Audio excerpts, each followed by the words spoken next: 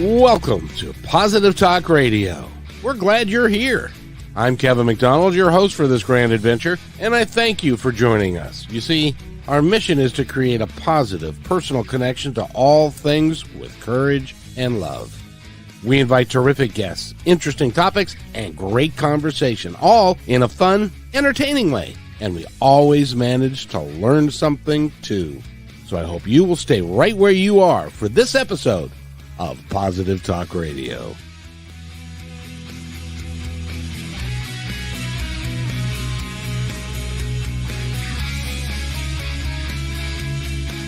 And welcome everybody to another episode of Positive Talk Radio.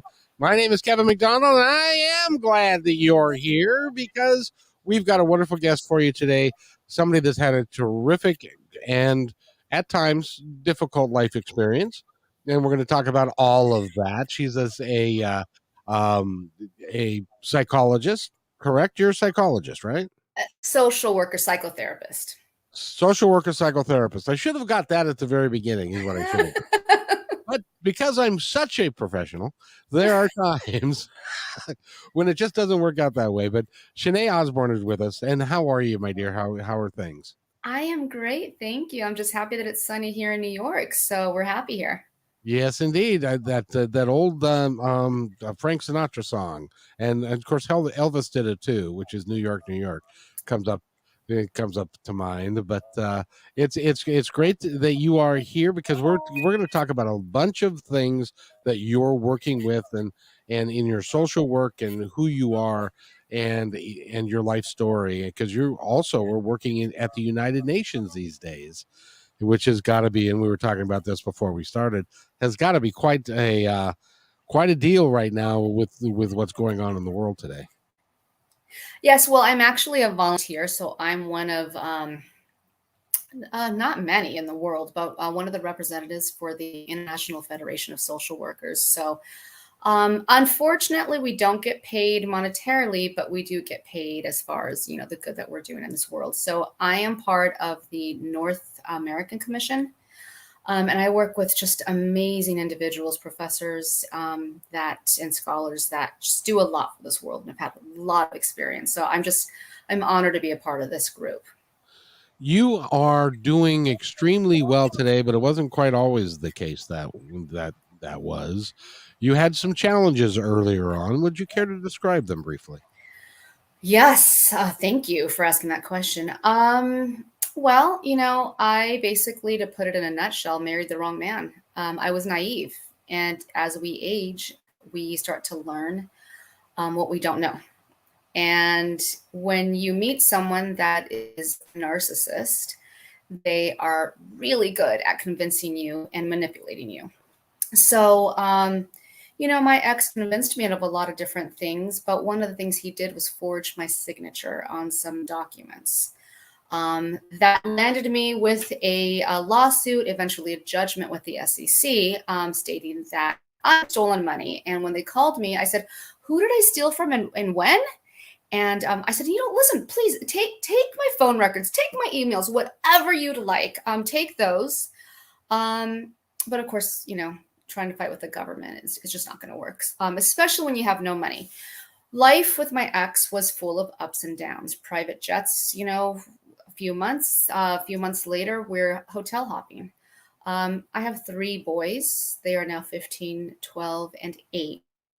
But they were a lot younger at that point, and life was extremely unstable, sometimes with no food. Happens with the narcissist is that they really try to isolate you from family and friends. And because you believe that narcissist, you end up, believing that what they're saying is true. And so that happened to me, which, as funny as that seems, is kind of a blessing in disguise because it helped me grow into the person that I am today. That's one of the things that I want to make sure that we get out there is that your experiences and your sum total of experiences throughout your life are there to develop who you are today, because without those you wouldn't know. And living with a narcissist, that you didn't even recognize that he was a narcissist for a long time, did you? No, not at all. And many times you don't recognize a narcissist, to be perfectly honest. It's until you start to, put 1 plus 1 and it's not equaling 2 anymore. And when you start to look at these things, I remember he would take some words that I would say. He's like, no, no, no, you misunderstood that. And I go, I could have sworn a narcissist will make you feel crazy. Well, and but their whole design about what they're doing is manipulating everything around them, and Absolutely. they do it with, I don't understand. You must have, and help me here, because you must have some kind of a weird mind to be able to think in terms of life being like a chess game, that I'm going to do this, then this will cause this, and then I can get this done, and then that seems to be a lot of work to me. It does seem to be a lot of work. The unfortunate part for some, not all narcissists, is that they actually think that what they're doing is right and they really don't think they're doing anything wrong. Oh, really? So that's the sticky point. And so you and me, we'd look at someone on the outside, and I have to say the outside because I was on the inside. We'd say, how can you be with that person? Like, what, do you not see this? But when you're on the inside, it's a very different story, which millions of people are living with today. And so you have made it your kind of your life's work to help people understand that and to get out from under it. Absolutely, because when you finally figure it out, when I started figuring things out, I thought, I'm gonna keep a journal and I'm gonna write the things, and then I would, manipulate him, if you want, for lack of a better term, and say, I have a learning ability that you know about. So can you repeat that one more time, just so I make sure I understood you? Because it's not you, it's me. So that really helped me to kind of make sure that I was hearing things correctly. Yeah, it is amazing the games we have to play when we are being manipulated and stuff. Now, you mentioned that there was, private jets, and then 1 week, and then so it was a rag to riches to rags kind of thing, wasn't it? Absolutely. A huge amount of inconsistency. And I'll tell you one thing, Kevin, what ended up happening to me was that I did reach, to tell you that I was in love with him, I don't know that I was ever in love with him, but the allure of what he offered, therefore taking advantage of my being naive. That's what kind of, got to me. But there was a point in our marriage when I was sure I wanted to leave, but I couldn't. Why? Because a narcissist often wants to keep you financially dependent on them as well. So, already having a master's in health administration, I could have gone to get a job, but what about the kids? They'll use the kids. What are you going to do? No one's going to hire you. You haven't worked in so long. So all that negative talk that gets placed on you, and you think, okay. The biggest fear I had, though, wasn't that. The big fear was, if I leave him, I don't have money, I don't have family, I don't have friends. What do? I don't want to end up in the shelter system. But Kevin, that's exactly where I ended up. Well, but he made it impossible for you to be independent because he controlled everything. And that's part of the narcissist thing, is they like to control everything about you and what you're doing, right? Yes, but he was very keen on how he did it. And this is where I ended up getting in trouble.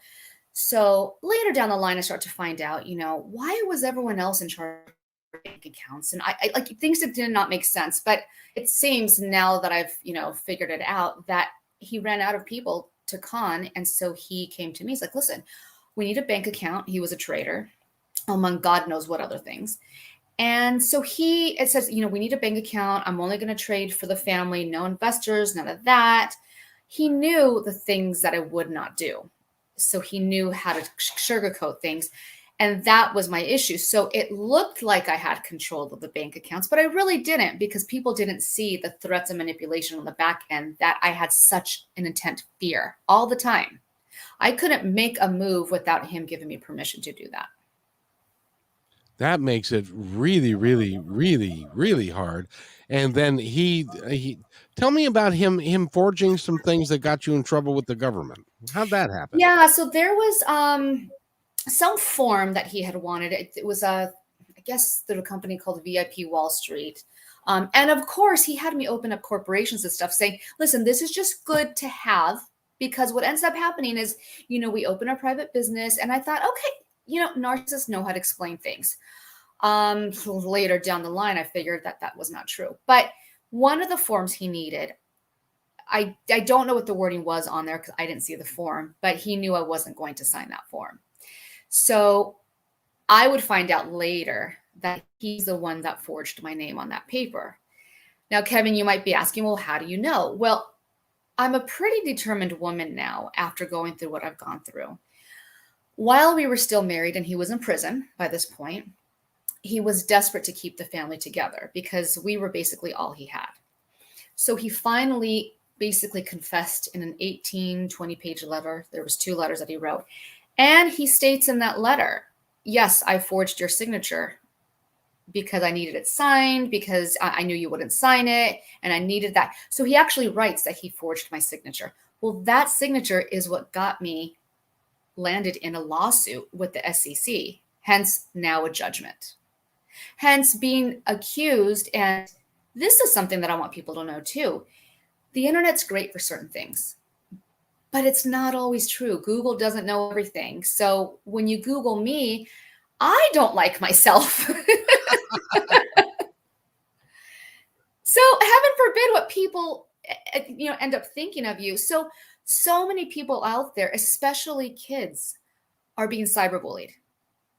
And because the laws are so antiquated, we sit in this world where you have the right to freedom of speech. You also, at least under the Declaration of Human Rights with the UN, have the right to privacy. But they don't exercise that.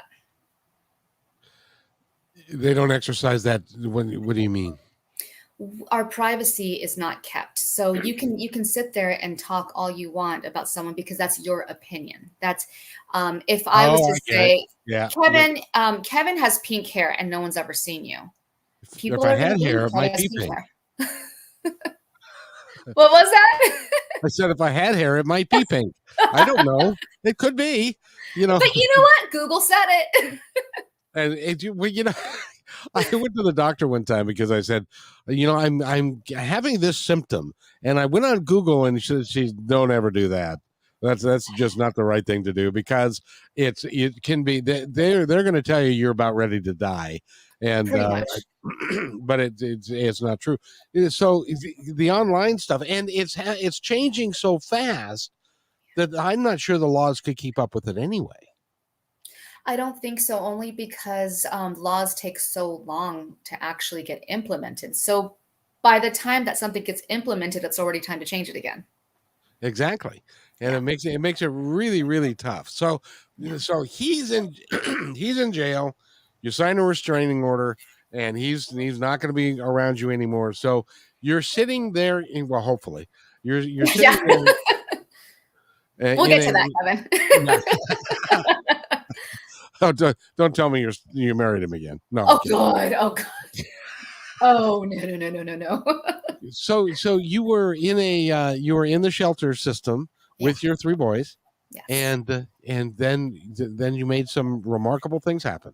Tell us about that. Well, I will tell you that I am extremely blessed to have a wonderful mother-in-law who is more of a guide to me. And she is a marriage and family therapist, but she has been a huge support for me, especially during the times when so many people, didn't want anything to do with me. The first shelter, we were in Harlem, and nobody should ever live under those conditions. I don't care who you are. And it was bad. And so I just started documenting things, but, I'm more educated and knowledgeable than a lot of people that do end up in the shelter system. And so I was able to navigate my way out of that one after about 3 weeks, through showing, the human resource and the human resource organizations, and just how bad this is and how it was affecting my kids' health. They transferred us to a shelter in Brooklyn, which honestly should be the model for shelters. Great staff members, beautiful facility. I mean, it was nice. The thing with the shelter system, at least in New York, is that they can switch you whenever they want without any warning. So I decided to take up a job as an assistant in a daycare in the Bronx, which, by the way, Kevin, I found out later that it was one of the worst areas of the Bronx. And I thought, well, I didn't know. Oh dear. So out of nowhere, they called me at work and said, okay, well, have your stuff ready by midnight because we're going to pick you up and move you over to the east side. And I said, wait, what? No. And my biggest concern was my kids. Like, we were finally kind of settled in a clean place, not the best neighborhood, but they don't care about the kids and their mental health and how that impacts them. No. I fought my way through that and they said, okay, fine, we'll give you till the weekend. Great. They moved us to another horrible place. I actually created a video on this because I had applied for social work school and I had to defer it for a term. But I wanted something to show people, and especially professors and anyone that I was advocating with, to say, listen, I'm not just book learned and I'm not doing this to help people. I'm doing this because I know what people are going through. So it was a difficult time. I fought for a week. The lady, the director at the Brooklyn one really liked me. She held our apartment for about a week. I fought, and I kid you not, till the very last minute, I was able to get a transfer again. So under what circumstances do they give transfers? Is it by whim, or do they use some sort of criteria? How do they figure out who goes where? Well, we initially were in Manhattan, so I really wanted to be in Manhattan. So Harlem is considered Manhattan because it's on the island. So they're like, well, you're in Manhattan. And I said, nobody should be living under these conditions. As a matter of fact, when we first got to the shelter, this was probably, the system, it's almost like you're going to prison, right? Because you have to get processed, and it's about a good 8-hour process. And finally, when the van took us to the shelter, the security guard, a very sweet gentleman, his name was Mr. Smalls, and he just looks at me. He goes, honey, there's a bucket and a mop up there, and just try your very best. And I was like, but I again will tell you, Kevin, as much as, and there's a lot more to that, but as much as it was so difficult, and I cursed God out. I did. I was like, you were at your lowest point. Looking on it now, it was probably one of the best things that could have happened to me to get me to where I am now. Which is, where are you now? Okay, so I graduated from Fordham University with my social work. During my time there, I really, really fought for a position as a United Nations intern, which I eventually got. Because of that, I became very close to the professor who saw my work ethic. And I was one of two interns one of two students chosen to be the IFSW, which is the International Federation of Social Workers, to be one of their interns. So there's only two students chosen to do this, to represent over 5 million social workers in the world. Wow.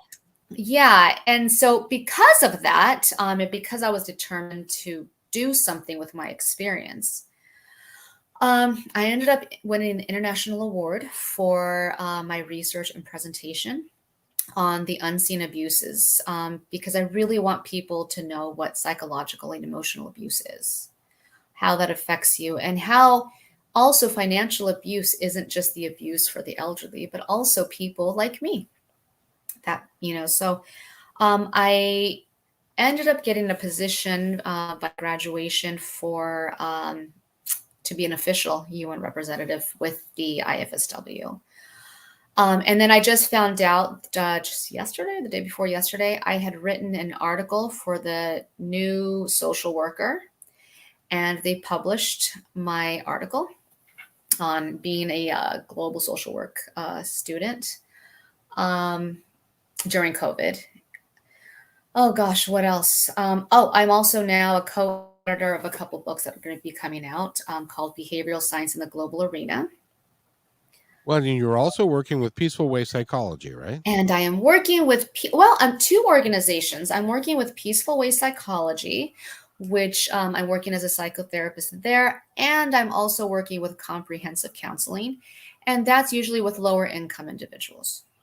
So, what is it about you? And I'm really curious about this because you were with a narcissist and it ended badly. You ended up in the system, and you had 3 boys you were trying to raise, and all of that. It would have been very easy for you to just shut it down and say, "Oh, I'll just survive." Yeah. But you decided not to take that path. Why was it? What is it about you that made you different than that? I think the first thing was anger. That'll do. Yeah, I think anger against the justice system, anger against the shelter system, anger against my ex, anger against myself for falling for the person that I did, anger for the injustice that so many people face and can't do anything about it. So I think that was my first driving force. It's interesting that you say that because there is, and I know you know this because working with social workers and there's a lot of injustice in the world. Absolutely. There is a tremendous amount. And, I think the greatest injustice is that people, general people like you and me, are not heard. We're not considered. It's people with money that can buy their way out of lawsuits or find the best attorneys. It's those rich people that can get themselves out of situations that others can't. Education. If we look at those that really, really grow and become quite financially successful, there has usually been, some financial cushion for them. And that's not all, because there are a lot of people that have worked really hard. But in this day and age, it's pretty hard. It really is, and there is. What do you attribute? I know you've thought about this a great deal. What do you attribute to the disparity in opportunities that we have in our country and around the world? Because there seems to be, especially when we're talking about women, that there's a lot of disparity in the opportunities that people are given. What do you think that's all about? I think one of the greatest disparities is that education you must pay for in this country, higher education at least. Um, Healthcare. Healthcare is a human right, and yet in other countries, it's part of their system. Yes, that's a socialized, system, but when you start to weigh out the pros and the cons, not having to worry about medical bills, knowing that your education is covered so that you can move forward. What do we hear from parents all the time, as we were growing up, and we tell our kids, get an education, it'll give you a good job, it'll give you connections, it'll give you everything you need, it'll make you successful. But you'd go to whatever school you go to and you end up in debt. And that debt you have to pay for, some health care if you can.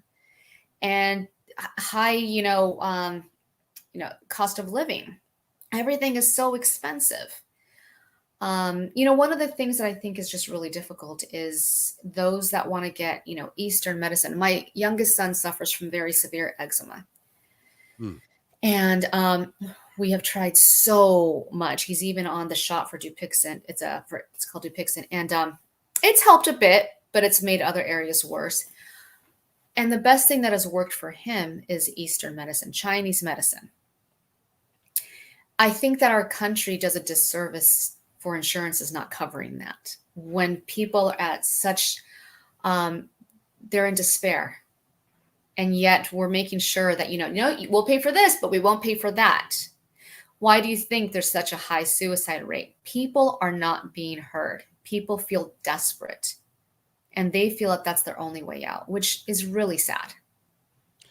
It's interesting that you talk about healthcare because I've been talking to a lot of people from, those people up in the Great White North that are just above us there, and all those guys up there, The Canadians. the Canadian folks, and I keep talking to them, and they have got and every one of them that have talked to, they've got a different mindset. Yeah. And I said, "What do you think it is? Why do you have a different mindset than we'd have in the United States?" And to a person, they all said it's because of the social safety net. Yeah. We take care of our own. We Yeah. make sure that if you need to go to the hospital, you can go to the hospital, and then you don't get $1 million bill, which is what happened to my brother-in-law, which is why he took his own life 20 Yes. years ago, Yes. because his wife got very ill. So they don't think in terms of survival of the fittest, which is capitalism at its finest, and that's that they think in terms of working together to help each other. I think that that's the direction that our country needs to go. What do you think? Absolutely. Thankfully, as I get a global perspective on this, is all socialized medicine great? No. But there is something to be said in the psychology of the mind when it comes to knowing that, well, if I get sick, I'll be okay. I'll get the help that I need. Will it be delayed? Possibly. Is it hard to get? Possibly, but you know that it's there. And therefore, that kind of takes a little pressure off you, right? Mm-hmm.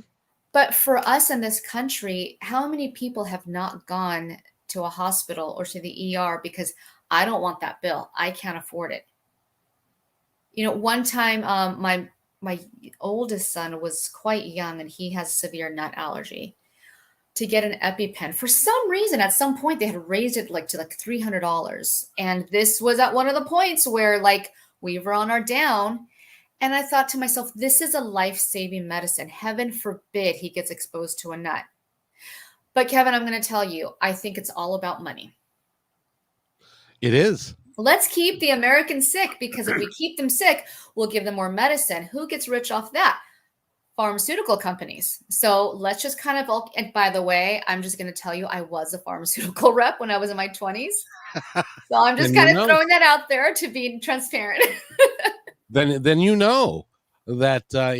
in many cases the doctors get samples of Yes, prescriptions, yes. and they deal in terms of prescription rather than natural healing, natural medicine. And most doctors, I'll give you an example. Most doctors in this country have got less than a semester of nutritional information that they get in through medical school. Yeah, So they don't look at nutrition as a viable way to have great health. absolutely. Kevin, obviously, that we've spoken about this before. I've been stressed. My body is kind of stuck in that the PTSD. It's stuck in that fight or flight mode. I've noticed changes in my body. I don't like them. Just as far as how I feel sluggish, my digestive system not so great. And so I was speaking to a friend of mine, and she says, "You need to go get, checked." And I said, "Well, I went to the doctor and they told me everything's fine." She goes, "No, you need to get checked." She goes, "It's a little pricey, but they'll work with you." And I said, "Okay, I'll go." And thankfully, my mom, was able to every once in a while help me. But I really try to not take from anybody at all. Um, but I decided to go to this wellness center, and they take your blood. They give you 30 pages of your blood work 2 weeks later to show you, well, this is what you're deficient. And long story short, they're trying to work with me with supplements, things Yes. that you can just get, not, natural healing and supplements, not get on the statin and get on the high blood pressure. Not that. You know what they say? That's going to make you even sicker. Yep. So there's something to be said about being able to, allow people to have different options, Eastern medicine included, but because, they want all the research, that just doesn't get paid for. Well, as you may or may not know, I'm sure you probably do, but the FDA does not have a team of scientists at our beck and call that are there to make sure that everything is the way it's supposed to be. Most of the research is done by the company submitting the request for a particular medication. They do not even talk about Eastern medicine or natural health, and they don't test any of the pills.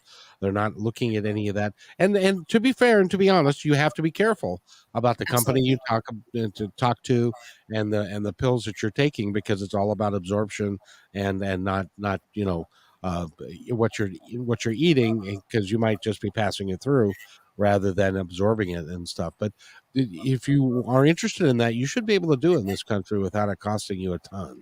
Absolutely. And, that is one of the things that this wellness center has told me. They said, try to eat this, try to not eat so much of that. And I'm a pretty healthy eater.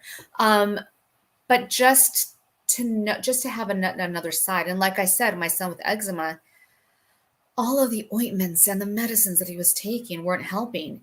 Yet this 8-year-old is doing acupuncture and cupping and taking Chinese herbs that, Kevin, everyone that looks at him says he looks amazing.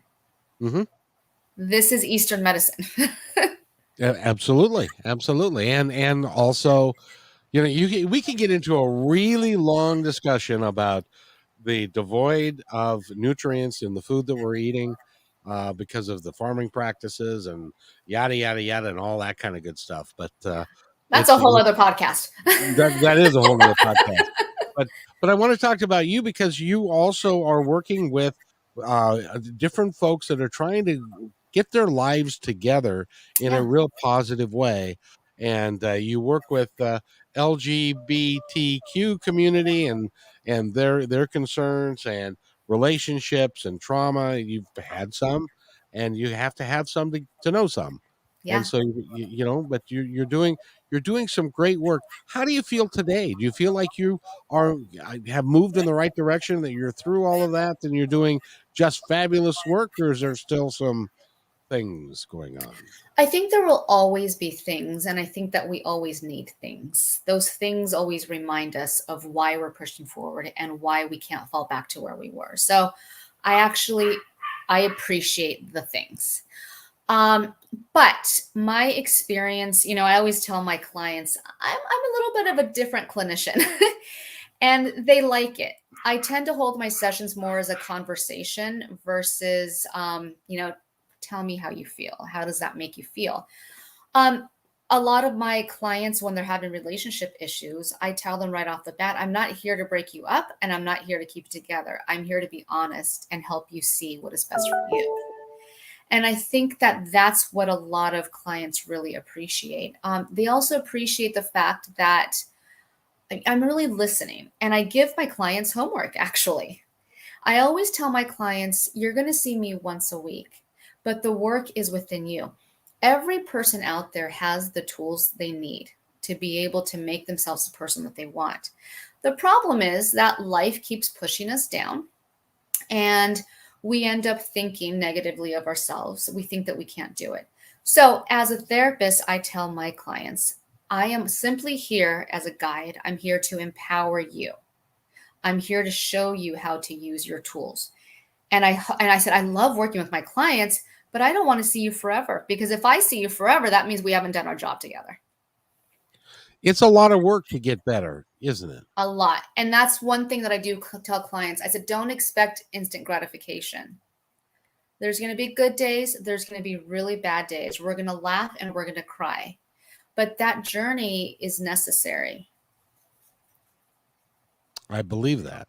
And it is really so true that we had explain this to me, Doc. Not Doc. You're Yeah, not a doctor. well, You're not a doctor, but you're. Let me get on your. Do you have a couch, by the way? my virtual couch.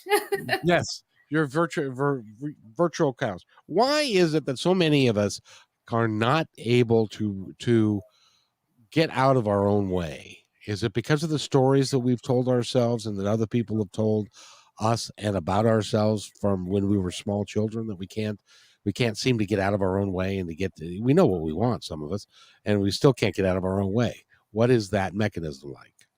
There's a lot. There's a lot there. I mean, it depends on the client. One of the things that I think people should look into is, if you start to see a pattern, is there generational trauma?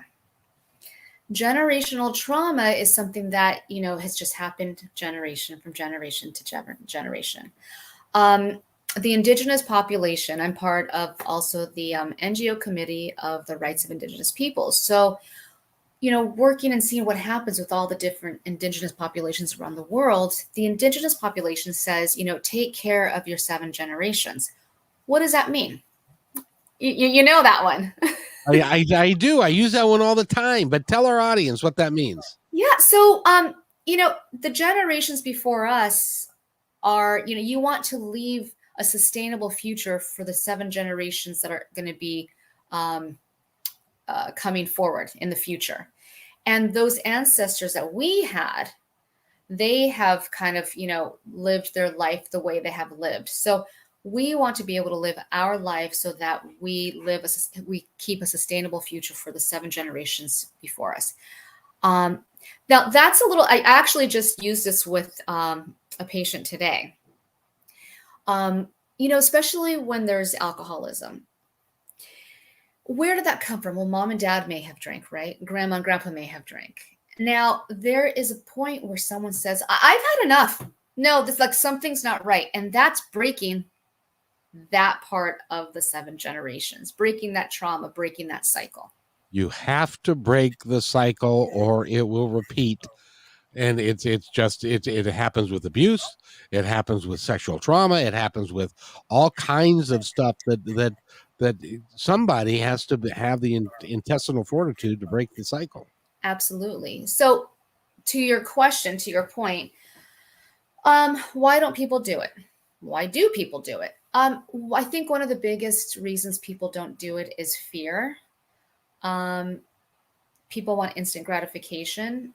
People don't want to take the journey because it's not easy. So there's a lot of different things, especially if you were in a relationship with abuse, you really don't think you can do it. Well, so-and-so told me I couldn't. And look, I haven't done anything with my life and I can't afford an education. I can't is what we constantly hear. So what about those that do it? And I am one of those. That's where I said earlier, anger. I want to be someone. I want to do something. And because the bottom really sucked, I don't want to go there again. That's motivation in and of itself. But, I think also if people have children, I think for them, my driving force was my children. And, people don't look at the psychological trauma that impacts children. So the international award that I won, I really based it on myself a bit. And I thought, well, what is it? Like, because I was trying to protect my kids. Well, it's about 33% of children that may not experience trauma, psychological trauma, emotional trauma, verbal abuse. They may not experience it, but if they hear it or witness it, they now become part of that cycle. Now, if they don't get the help that they need, what ends up happening is that about 33% of those people will move on to go into abusive relationships. And now our cycle continues, which is why my desire to create heightened awareness of these unseen abuses is just really a passion of mine. Well, even in family situations where, as an example, dad is distant. Well, it's because grandpa was distant. Yeah. And his dad was distant. And that's just the way men are. We're just not loving and we're not going to be huggy and all that kind of, that's not manly. Mm-hmm. And so it becomes a blight on the kids, and it turns around unless somebody is willing to make the changes. They end up doing the same thing that their parents did. Yeah. And they don't even recognize it. So this is something that I do a lot with patients, and it's a difficult process for them, but they understand why I do it. And I'll take an example of a client that I saw today. Well, my dad was just really angry all the time. But why? Well, I don't know. No, you do know. Why? Well, I mean, his mom and dad, and then this happened and this happened. Okay. So why do you think dad's angry? You find out, oh, dad, with your example, oh, dad didn't give enough. Why? So I keep asking the why, and you kind of create this pyramid, and they go, oh. There's always a aha moment in there somewhere. Yeah. that it's like, oh, now I get it. Well, I say it's like in my case, my father, who as he got older became a wonderful man, but when he was working and was younger, he wanted nothing to do with the kids. Yeah. Didn't like kids. He Hmm. had kids because everybody had kids. He got married when he was 21 because that's what you did back then, and so, but it was a repeat of the cycle that needed to be broken, Yeah. and I tried very hard with my children to be engaged, to be around for them and stuff. So, Absolutely. and that could help break the cycle, maybe. It depends on what my kids end up doing. Maybe, but you know what? You broke your cycle, Yes, right? I did. And that's the most important point is that you broke your cycle. Once you do that, things are inevitably going to get better. Are they going to be great all the time? No. But there are going to be portions that you're going to say, okay, this is different. This is good. No, unless you've got positive talk radio, because I'm positive all the time and generally happy a lot of the times, and most of it's not chemically induced. So it's really nice that I can do that. No, it is. And you know what? This is absolutely why I love Positive Talk Radio because we have so much bad news. Why? Because the news knows that people want to survive. And if we impose fear in people, then they're going to keep watching the news. But positive talk, it kind of gets your hormones kind of going and happy. And, instead of, drinking, instead of taking a medication, being surrounded by positive talk, positive people, that really does have something to say. Sometimes I tell my clients, I had a client say, well, I went to a party and I really didn't want to go, but, I acted happy. I said, so you faked it. Good. It kind of gives you that moment of I'm happy. And you're kind of like, psyching your mind out. And that sometimes is a good thing. Is that kind of like fake it until you make it? Kind of. Pretty much.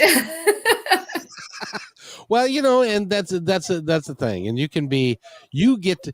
I love this is what I love about life, Shenae. By the way, we're talking with Shenae Osborn. Oh, and go to her website, which is daremetospeak.com, and you can find out all about her and what she's doing, and you can work with her. That would be fun. That Now would be you great. work with people remotely as well, I would think, in I this state. do work with people remotely. The only thing is, as I'm licensed in New York, currently I work with clients in New York. However, I do a lot of advocating work. So that I can do global, and I Oh, do global. now when you say advocating work, what are we talking about? What do you mean? So for example, I'm part of a lot of different committees. Tonight, actually, I'm going to be, I was part of a planning committee for IFSW, but for the Commission on the Status of Women. That is actually, that one and the Commission on Social Development are two commission statements that I actually wrote with a friend of mine that was the other intern for the UN. So these are in the forever records as far as what IFSW believes is needed for the vulnerable women in this world. So that's one of the things that we had done. You are a busy person. Do you ever take time off for yourself? I actually have started. You said something about your kids and trying to spend more time with them. I've had to work, as you can imagine, very hard to build myself up back again. And I am trying to still fight the SEC and appeal. And I'm like, this is not my debt. So I work really hard as far as that's concerned and try to like fix that. But I told Peaceful Way Psychology, the manager there, she's so sweet. And I said, I know that I'm supposed to be scheduled on Saturdays at times. I just really don't. I want to spend time with my kids and I kind of want to take a mental health break, during the weekend and rebuild. So she heard me. So at least for March, hopefully longer, I've been able to do that. But yeah, I'm trying to spend more time with the kids, just not do anything on the weekends. That not only helps me, but it helps my kids. And I wanted to touch upon something that you had stated as far as breaking the cycle, and you were talking about your dad. My son, my oldest son, I'm really proud of. We talked about the restraining order. Hmm. I'm going back to court April 1st. And, my two older kids they're older, right? 12 and 15. This is another injustice in the system. You know, the courts will listen to them. You know, they know what they want. They're old enough to make decisions. The little one's younger, So even though they have an attorney that represents them, the younger child, and this is something that really irritates me with the court system, the younger child is not often heard. And if a child doesn't want to do something for whatever reason it may be, why force them into something? So I'm hoping that I can keep the restraining order for all of us. I'm trying to do everything and anything possible with his stress, with the eczema. The stress is the worst thing for them. Sure, And so I'm sure. hoping that that is considered by the courts. But my oldest child, kind of like you, Kevin, he wrote a letter, which his lawyer said, well, just kind of summarize it, but basically said, letter to dad. And that letter to dad was, Dad, I know that your dad wasn't the dad that you needed. And apparently his dad was, like him. And you couldn't be the dad that I needed. And I'm really summarizing here. But Dad, I can no longer be your son, and I will never be like you. Good for your son. Yeah. And I cried when I read that because I said, wow, good for you. Well, he had the opportunity. He was on the receiving end of Yeah. what happens when somebody is dysfunctional and is narcissistic and is going to create a bunch of problems. And he doesn't want that. He saw what he saw because he loves you. He saw how it was affecting you. And Absolutely. And that's the indirect I was talking to you about. yeah, Right? Kids are so brilliant and intelligent. We can learn from them yes, we if can. we're willing to listen to them. I think you're right. We need to listen to our children because they have got some strength to them. Absolutely. They have such an innocence about them that they see what we can't see. We've had it beaten out of us. Life has beaten all of that stuff out of us over time, and they still have a fresh look, and Absolutely. we should take advantage of that fresh look. Absolutely. Because in my day, I was told, don't talk back, young man. Keep to yourself. And if I wanted to hear from you, I would beat it out of you. Those sorts of things, Yeah, because we were told children should be seen and not heard, and I think absolutely. that's a crime. I mean, So I to haven't one shut up ever sense, since. well, it didn't, but on the flip side of that, I think that if more parents were willing to be parents and more present and really discipline their children, I think children would be a bit more respectful these days. But now you're just seeing this chaotic mess in the school system, and parents like me really trying to like discipline their kids and raise them in a certain direction. It's almost like I'm mothering a whole school because when those kids come home and they're acting out for whatever reason, well, why? Because they were around kids that aren't being disciplined. They are not being taught and guided. It's a strange time that we're living in because everybody's working and it takes two incomes now. Nobody's home with the kids, Yeah. and nobody's disciplining them, and it it causes a lot of dysfunction. So I guess that means that you're going to be employed for a very long time. I certainly hope so. By the way, we've been talking with Shenae Osborn, and you can go to her website. Please do daremetospeak.com and talk to her. She's a lovely lady, and she does Thank you. a lot of stuff, and you work really hard. And I'm proud to know you. I've had a good time talking with you today. Thank you. It's been such a pleasure, Kevin. And I just really love and appreciate everything that you're doing because this is really important for not only our country, our world. I believe that, and there are certain parts of the world where you happen to be blowing each other up, and that just doesn't sit well. And Absolutely. we've got to knock that stuff off and realize, who am I? But that's my advice. Knock it off, you guys. Yeah, Yeah. no, seriously.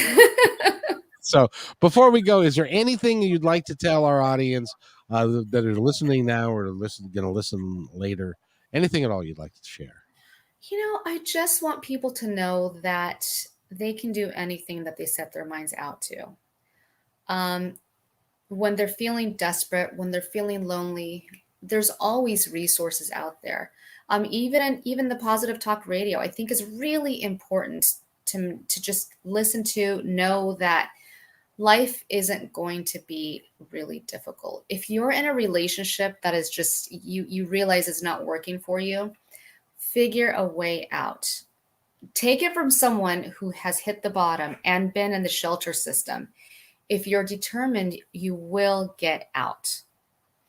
But I just hope that, people start to recognize what psychological abuse is, emotional abuse. Protect your children, protect yourself.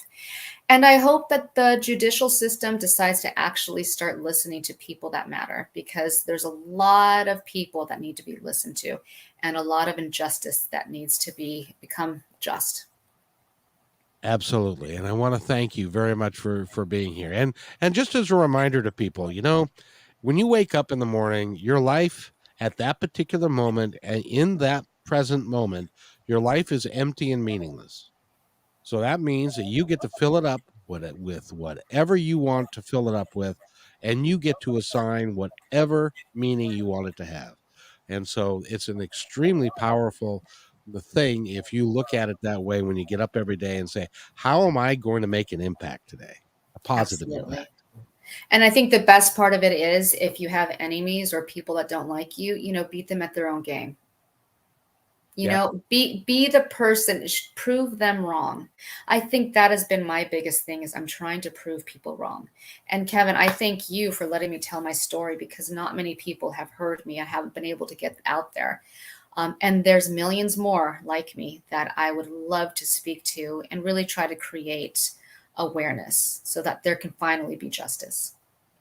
You are a smart person, and I would love to have you back. Can you come back and we can talk about abuse and we can talk about trauma and that kind of stuff? I would absolutely love that. That would be such an honor and a pleasure. Thank you, Kevin.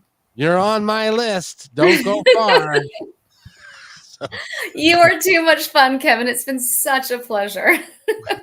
Thank you so much. I've really enjoyed it. And you have yours. You've got a meeting to go to and all that. And it's, what is it? 5 o'clock, 3 o'clock, 4 o'clock there. So you have yourself an awesome day. Stay right there. And I got to do this, and I'll be right back. Thanks for enjoying this episode all the way to the end. Please give us a like and subscribe to this channel. This has been a production of kmmedia.pro. Please visit our website, oddly enough, named kmmedia.pro, for more details about us and our mission, which is to provide great positive programming designed to inspire us all. I'm Kevin McDonald, and I'm proud of these shows, and I truly hope that you'll like them and share them with friends and family. So on behalf of our entire team, remember, be kind to each other, because each other's all we've got. We'll see you next time.